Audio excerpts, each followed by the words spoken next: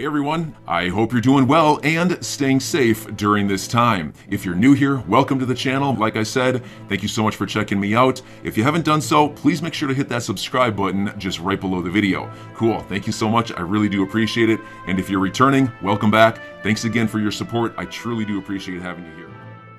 It's an exciting time for XRP holders as the markets have started pumping once again. We can see a few green candles, and my oh my, something is definitely brewing behind those closed doors. I wouldn't be surprised if we see an explosion with XRP any time now. I hope that's the case, as we need some massive moves sooner rather than later. Quite frankly, the market has been a bit boring lately.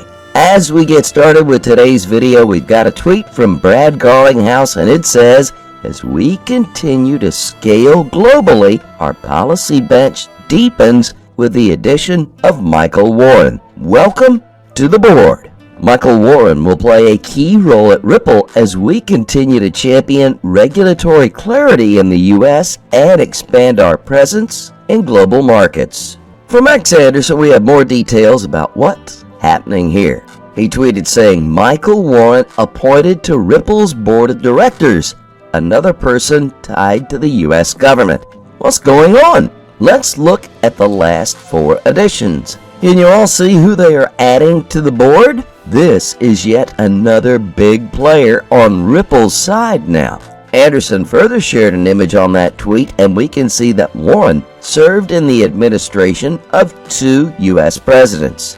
Warren was also a senior advisor at the White House Presidential Personnel Office during President Barack Obama's first term. During the Clinton administration, Warren was executive director of the National Economic Council and served in the office of the Secretary of the U.S. Department of Labor. Yet another big player added to the team is Rosie Rios. She served as the 43rd Treasurer of the United States and was CEO of the Bureau of Engraving and Printing and the U.S. Mint, including Fort Knox. Upon her resignation in 2016, she received the Hamilton Award, the highest honor bestowed in the U.S. Department of Treasury. If that has already blown your mind, well then guess what? There's more. We have Sandy O'Connor.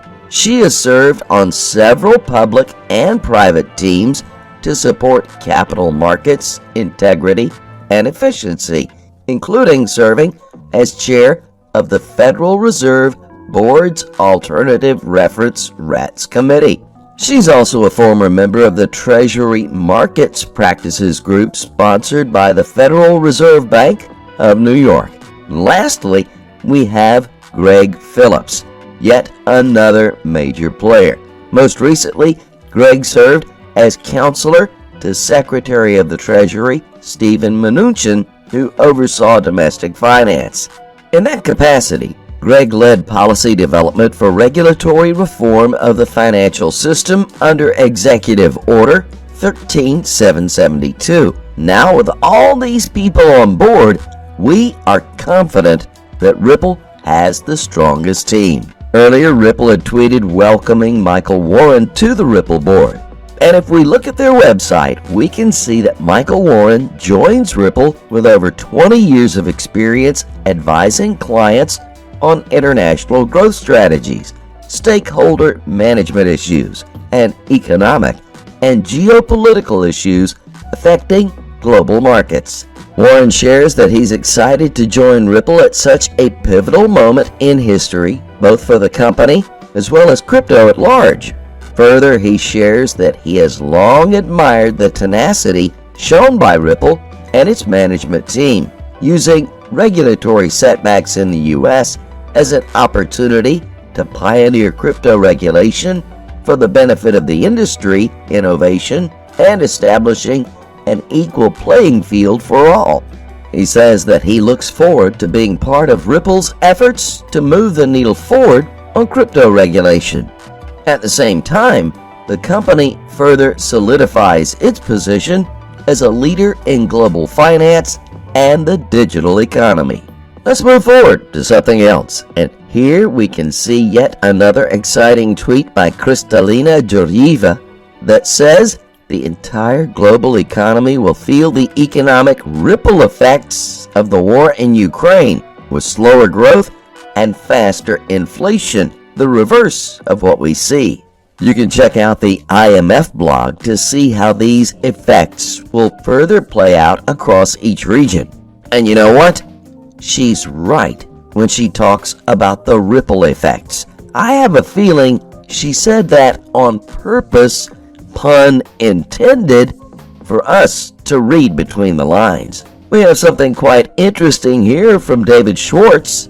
XRPL DEX now supports USDC, USDT via GateHub, and the first euro-backed stablecoin is soon to come via Stassinet.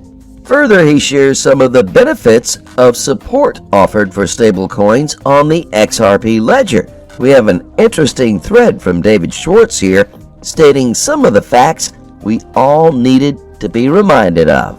He shares many of the XRP ledger core features have been available since 2012. These features are extremely mature and functional, making it an ideal platform for stablecoin issuers to issue, manage assets of all kinds. All they need to do is create an issuing account and set configuration options for the account and the particular stablecoin. That's it.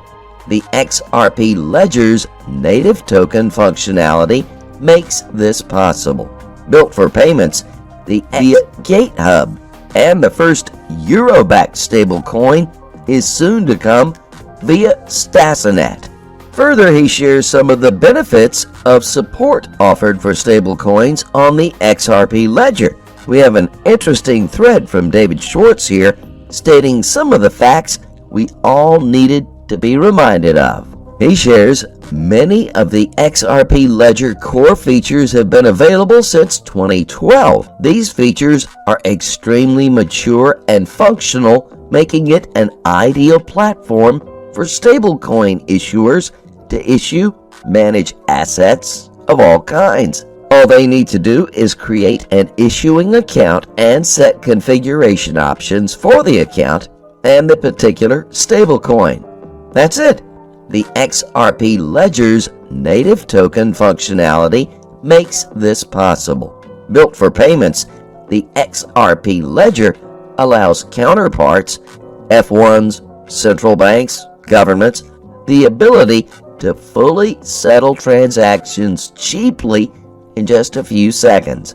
This assurance eliminates overnight and business risks for F1s in particular. Such counterparts are why one universally agreed upon stablecoin is highly unlikely. There are a few reasons for this, but mainly because stablecoins have an issuer as the counterparty that does not allow them to interoperate across payment networks and jurisdictions. Neutral counterparty-free digital assets like XRP solve this problem by acting as a bridge that allows payments to be settled quickly and efficiently without needing any trusted central intermediary. With all that being said, we can confidently say that XRP will be the golden bridge interconnecting the whole world. Time now to look at the numbers. XRP recently broke a major falling trend line to the upside. Retesting that price formed an inverted head and shoulders pattern. Its neckline breakout confirms a coming bullish continuation. I expect growth to the 84-cent structure. I think we will see $2 soon, but I'm not going to bother it until correction completes. Now on to Bitcoin. Here you have a beautifully mapped Bitcoin's next resistance targets and also support levels. Now this is a short-term move.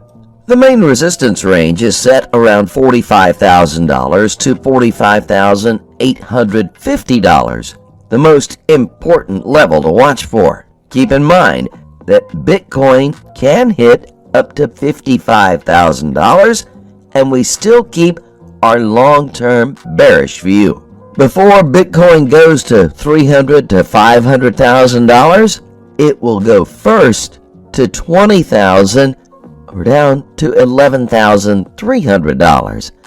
So we get the bottom in the $11,300 to $20,000 price range. After this, in the next 3 to 5 years, we go to $300,000 to $500,000. Well, I hope that helps. As always, do your own research. Always trade safely, guys, and we continue to pray for the people of Ukraine. I'm your guy. I will keep you posted. I'm your advocate. I'll be back on a daily basis, usually multiple times per day, with these videos to keep you updated with everything going on. So I hope you enjoyed the video. If you haven't done so, make sure to hit that subscribe button. Feel free to share any of my videos with your friends, family, social media, or anybody who may care to listen. Thanks so much for your continued support. I'm always here for you. I want to help you through this time. So thank you so much for continuing to choose me. Enjoy your day, stay safe, and I'll catch you again probably in a couple hours. Thanks, everybody. See you later.